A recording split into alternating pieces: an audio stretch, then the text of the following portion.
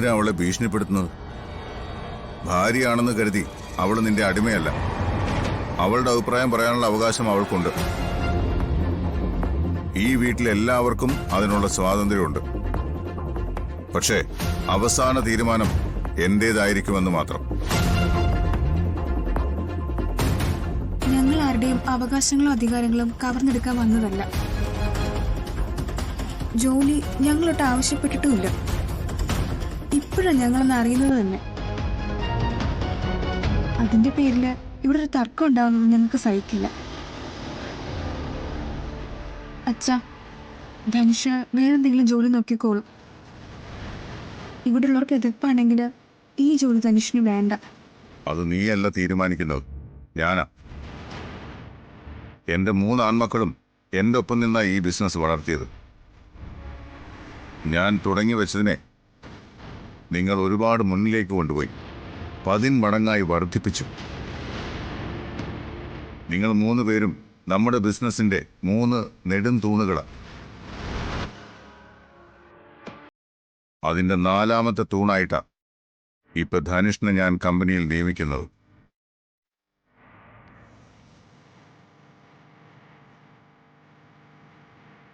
മക്കളും മരുമകനും എനിക്കൊരുപോലെയാണ്. ധനുഷ് എന്റെ മരുമകനാ. അത് അംഗീകരിച്ചുകൊണ്ട് തന്നെയാ എന്റെ ഈ തീരുമാനം. കമ്പനിയുടെ MD-യും ചെയർമാനും എന്ന നിലയിൽ ഞാൻ എടുത്ത തീരുമാനമാണിത്. ഇതെന്റെ മകൾക്ക് വേണ്ടിയാ. അവരുടെ ജീവിതം സുരക്ഷിതമാക്കേണ്ടത് എന്റെ കടമയാണ്. നിങ്ങൾക്കറിയാമോ, തുച്ഛമായ വരുമാനത്തിന് വേണ്ടി ഒരു കോഫി ഷോപ്പ് സുഹൃത്തുമായി ചേർന്ന് തുടങ്ങാൻ തീരുമാനിച്ചവനാ ധനുഷ്. എന്തിനു വേണ്ടിയാണത്? അവന്റെ ഭാര്യയെ പോറ്റാൻ വേണ്ടി. അവന്റെ ആ ആറ്റിറ്റ്യൂഡിനെയാണ് ഞാൻ അംഗീകരിച്ചത്. അതുമാത്രമല്ല, എന്റെ മരുമകൻ മറ്റൊരാളുടെ കീഴിൽ ജോലി ചെയ്യുന്നത് എനിക്കിഷ്ടമല്ല. എനിക്ക് മാത്രമല്ല, നിങ്ങൾക്കും അത് നാണക്കേടാണ്. സർ, എനിക്ക് വേണ്ടി ഇതുവരെ നീ ഞങ്ങളോട് ചെയ്ത തെറ്റുകളെല്ലാം തിരുത്തേണ്ടത് ഈ ജോലി സ്വീകരിച്ചുകൊണ്ടാണ്. ഈ കുടുംബത്തോടുള്ള സത്യസന്ധതയും ആത്മാർത്ഥതയും തെളിയിക്കാൻ നിനക്ക് കിട്ടിയ ഏറ്റവും വലിയ അവസരമാണിത്. എല്ലാവരും എന്നോട് ക്ഷമിക്കണം. എന്റെ ഭാഗത്തുനിന്ന് എല്ലാവരെയും വേദനിപ്പിക്കുന്ന രീതിയിൽ തെറ്റുകൾ ഉണ്ടായിട്ടുണ്ട്. ഇനി അതുണ്ടാവില്ല.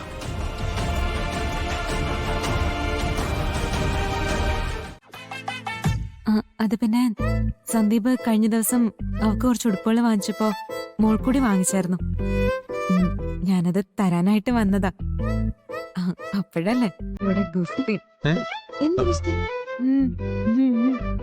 നീ അതിങ്ങനെ തന്നിട്ട് പോയേ. ഞാനിത് മോളെ ഒന്ന് ഇടിപ്പിച്ച് നോക്കട്ടെ. അതിനവള് ഉറങ്ങുക. ഉണർന്നിട്ട് ഞാൻ ഇട്ട് നോക്കിയോളാം.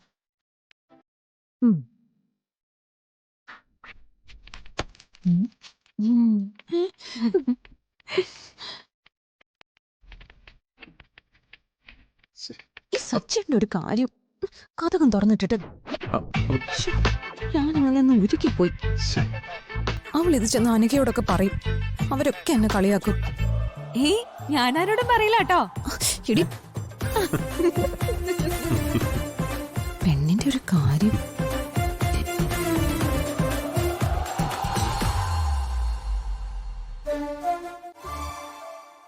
കമ്പനിയിൽ ധനുഷിനെ നിയമിക്കുന്ന കാര്യം തനിക്ക് നേരത്തെ അറിയാമായിരുന്നല്ലേ?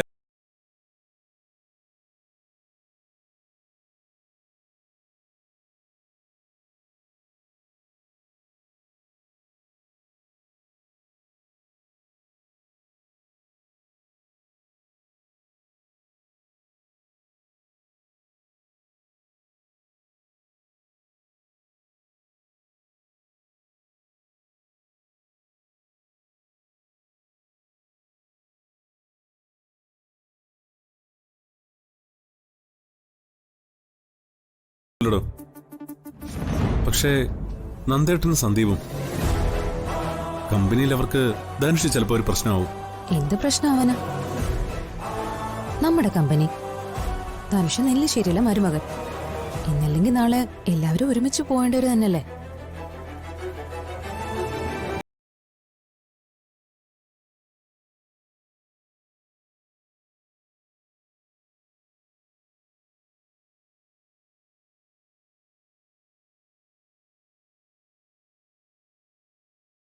ഇതൊരു രണ്ടഞ്ച്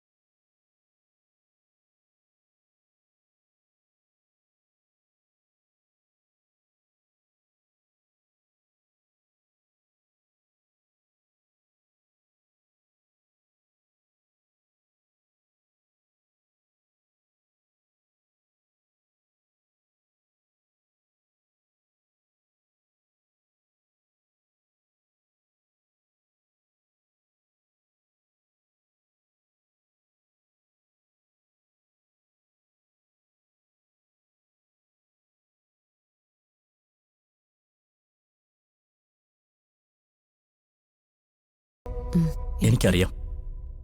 അനിയത്തിയുടെ കല്യാണത്തെക്കുറിച്ച് അവർക്ക് ഒരുപാട് സ്വപ്നങ്ങളുണ്ടായിരുന്നു, ആഗ്രഹങ്ങളുണ്ടായിരുന്നു. ഞാനായിട്ട് അതെല്ലാം തകർത്തു കളഞ്ഞു. ഇത്രയും ധനുഷ് മനസ്സിലാക്കിയല്ലോ, അത് തന്നെ ധാരാളം. അനിയത്തിയോട് സ്നേഹമില്ലാഞ്ഞിട്ടൊന്നുമല്ല, സ്നേഹ കൂടുതലും ഉണ്ടാ അവരിങ്ങനെയൊക്കെ പെരുമാറുന്നത്. 3 ആങ്ങളമാരുടെ ഒറ്റ പെങ്ങളല്ലേ ഇവള്. ഇവളുടെ കല്യാണത്തെക്കുറിച്ച് അവർക്ക് സ്വപ്നങ്ങളില്ലാതിരിക്കൂ? അവരുടെ കൈ പിടിച്ചല്ലേ ഇവള് വിവാഹമണ്ഡപത്തിൽ കയറേണ്ടിയിരുന്നേ. ധനുഷ് കാരണം അതെല്ലാം ഇല്ലാതായില്ലേ. ആ സങ്കടം മാറാൻ കുറച്ച് സമയമെടുക്കും. അതുകൊണ്ട് അവർക്ക് ഇവളോട് സ്നേഹമില്ലാന്നൊന്നും അർത്ഥമില്ല.